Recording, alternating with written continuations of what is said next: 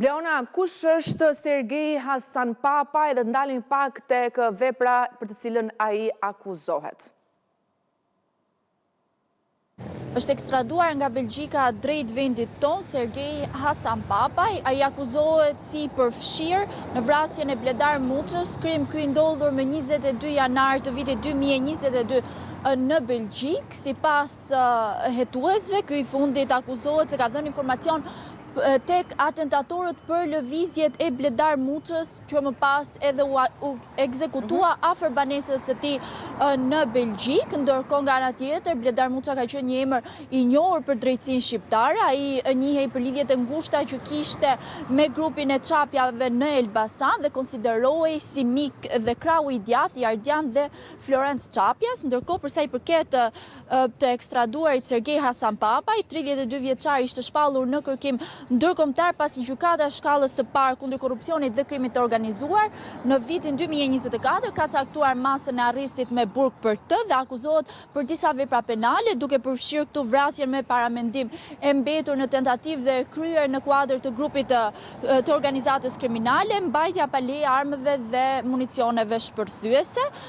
Në fakt, për vrasjen e Bledar Muçës, SPAK akuzon në grupin e Suel Çelës, i cili dyshohet se fshihet pas vrasjes së këtij të fundit të ndodhur në janar të vitit 2022. Muça në fakt i ka shpëtuar edhe 2 atentateve më parë. Bëhet fjalë për atentatin e ndodhur në shkurt të vitit 2016, ku Bledar Muça dhe Florence Çapja i shpëtuan një atentatin në Elbasan. Fatkeqësisht nga kjo ngjarje mbetën të vrarë 3 persona të tjerë, ndërsa Florence Çapja dhe Bledar Muça i shpëtuan atentatin. Ndërkohë, edhe në muajin qershor të vitit 2016, Florence Çapja së bashku me Bledar Muçën u bën shinjesër e një atentati, por që edhe atëherë i mbjetuan. Ka qenë atentati i vitit 2022, i cili la të vrarë Bledar Muçën në Belgjik. Po nga ana tjetër, vetë Hasanpapaj është i përfshirë në ngjarje të tjera apo akuzohet vetëm për vrasjen e Bledar Muçës?